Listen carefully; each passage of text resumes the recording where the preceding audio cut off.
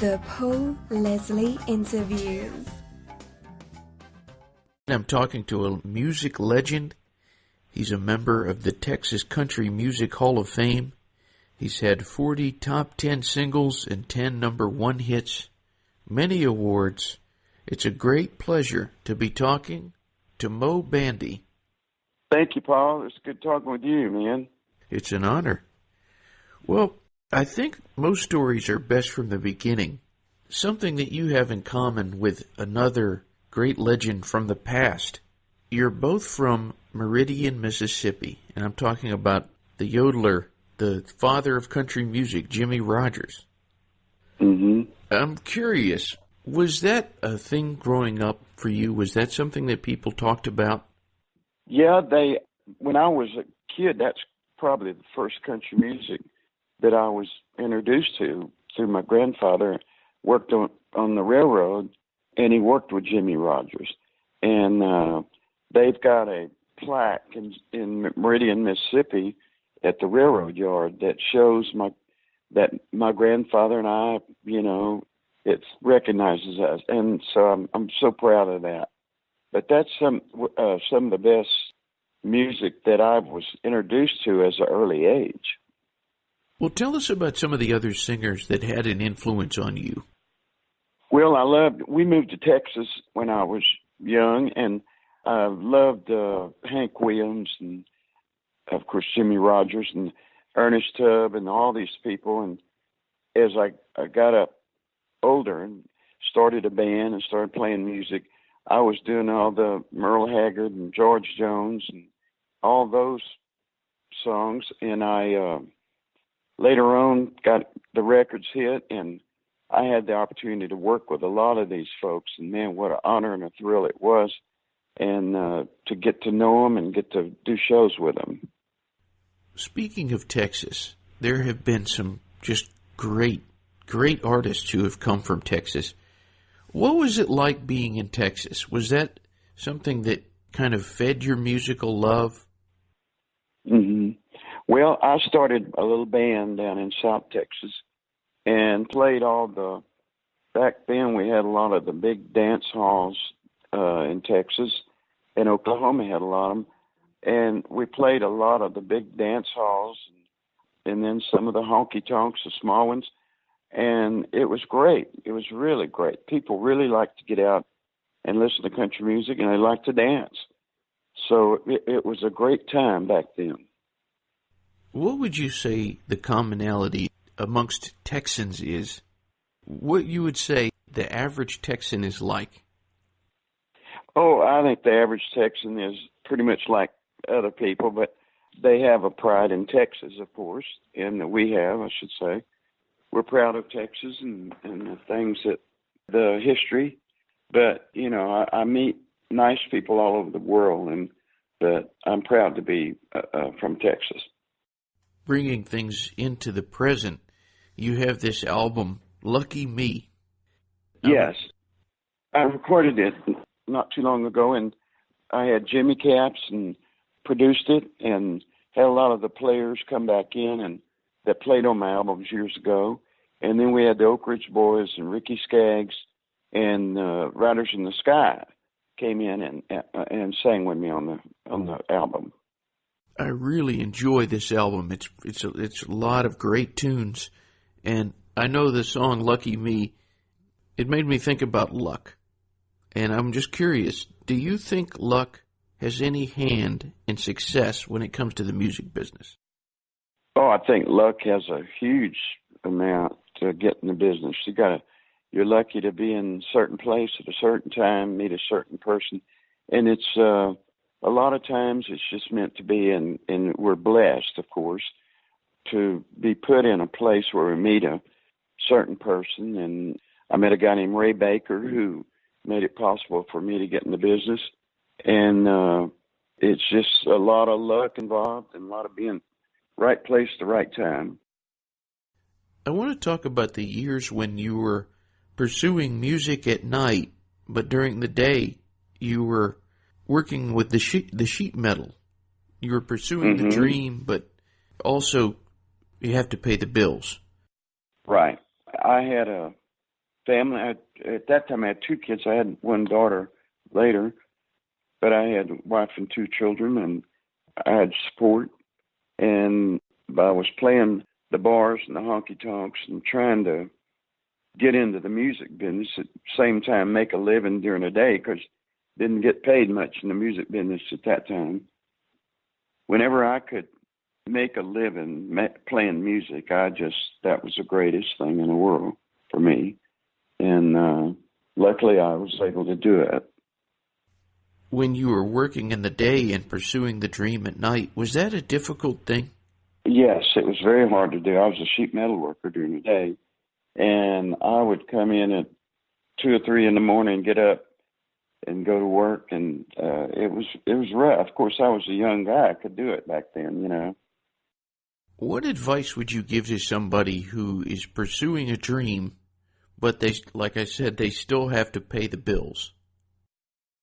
Well, the best thing is first of all, don't give up, but try to play your music in front of everybody you can and get exposed to just many people as you can. And you got to go to Nashville and let them see what you got there. You know, you got to do that. But if you just got that fire in your belly, you just keep going, keep doing it. So what did it feel like when you could finally go into music full time? It was the greatest thing. It was my dream. I dreamed of, I didn't dream that I would be, have a lot of records and everything. I just wanted to make a living playing music, and wherever it went, it went. And of course, I went way beyond that. But it was the biggest thrill of my life. I think every little band you see around the country, their dream is to do that all the time. And luckily, I got the opportunity. You have fans from just all walks of life. Everyday people, other musicians, and maybe even a president. I was hoping you could tell us about the variety of fans that you have.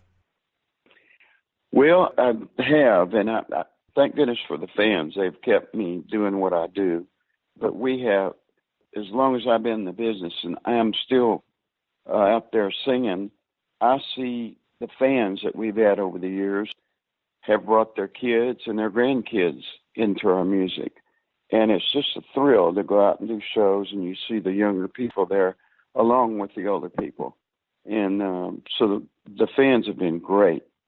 I campaigned with President Bush Sr. in 88, and he was a big, or a fan of my music, I should say. And I spent a lot of time campaigning and visiting, and got to be very close friends with the president and Barbara Bush, and did some things I just am so proud of. And I couldn't have done any of that without the music. And through music, you can opportunities open up for you everywhere. If somebody had no conception of the President George Bush, and you were trying to describe what's he like, what would you say? He is one of the nicest people I've ever met. He is very dedicated to helping our country, and his full intentions was to help the country and be a great citizen. And I just couldn't stress. And anytime I saw something negative about him, it just got me, because I know the man. I know him and his family. He's got a great family, and so it was a pleasure and an honor to do that. I was reading in a book not too long ago, and it was saying that as far as political parties go, sometimes people, they have this train of thought where they say, okay, Republicans are blank, Democrats are blank, liberals are blank, conservatives are this, and they have a tendency to put people in categories. And this book said, how about saying this instead? They're people, all of them. I love that. That's great. And that's something that we do nowadays. If you say the wrong thing, you go over here in this category, and you accidentally say the wrong words, you're into this category. And it's really, we've labeled ourselves into different things like that. And we're all Americans. That's what it is. We're all Americans, and that's the category we need to be in. How do you think we can get along better? Well, my thing is music, of course. I think music brings you together. Years ago, I played in Belfast, Ireland, and did some big shows that we went over there. And they was in the middle of a civil war, but you saw the people from both sides sitting in that audience together, listening to music. And that was one of the biggest thrills of my life, to see that. And I'm hoping, I don't know if it'll be through music, but whatever it is, we need to all come together and be Americans. Quit trashing each other. I like that. We had on this show a singer, Deena Martin, who, as many, many people know, is the daughter of the great Dean Martin, who this year we're celebrating the centenary 100 years of Dean Martin. And I asked her, if you could sing a duet with anybody, who would it be? And one of the first people she mentioned was Moe Bandy. Well, that's nice. I've met her, and she's a great lady. That's very nice of her to say that. I appreciate it. Her dad was just one of the greatest entertainers I've ever. He was my hero. I met him once, and Dean Martin was just one of the greats. You met Dean Martin? I did. Years ago, he was recording in Nashville, and I went to a session, and what a thrill. It's something a lot of people don't know about Dean Martin. People who know his music, they know that he really loved country music. And that's what Deena was telling me about, and that was great. And he recorded some country music, but he made it Dean Martin, and that's what was the good part of it. He was so great. Well, how do you do that? How does Moe Bandy take a song and make it his own? Well, luckily, I was blessed when I came up in the music with a style that is different. We all did. We all had our own styles back then. Luckily, I was able to be able to do a song and people say, well, that's Moe Bandy. And that's what we were looking for back then. And we had to be a certain style that you could pick out. Nowadays, I think a lot of them are sounding alike, but they're selling records and filling stadiums and all that, so I guess it's working. Do you think it's fair to say that you're a traditionalist? I think so. I think what I do is traditional country music, yes. One thing that surprises me, well, maybe it doesn't surprise me because I'm pretty young myself, but when I go see some of these traditionalists, some of the biggest fans of the traditionalist music are the younger people. Mm-hmm. You know? That's very true, and I see it coming around. I think in our music, the young kids, and I think in the recording industry also, is one of these days they're going to hear a real traditional country song and say, "Man, that's pretty neat. We ought to try that." And I think that it would help to make it go back some. You don't have to go back to all traditional music, but I'd like to see some of it in there. When you were starting out and you had what you would say was a traditional sound, were there people in the music business who tried to influence you or sway you to kind of follow the trends? Nobody did. I was luckily I was able to do my thing, and nobody tried to change it or anything, and it worked out for me. I think that's one of the keys to our music, the traditional, is the fact that nobody tried to change us. We took what we did and tried to sell it, and luckily it worked. As I mentioned at the top of the interview, you've had #1 songs, you've had awards, you've had concerts that have sold out. People who want to sing duets with you, all kinds of honors through the years. What has been the best compliment you ever received? Well, I guess the best compliment is when people tell me that their family likes my music, all the family and that. And also I've got a song, Till I'm Too Old to Die Young. And I've heard so many people tell me about people that were dying and they listened to that song. It made them feel better.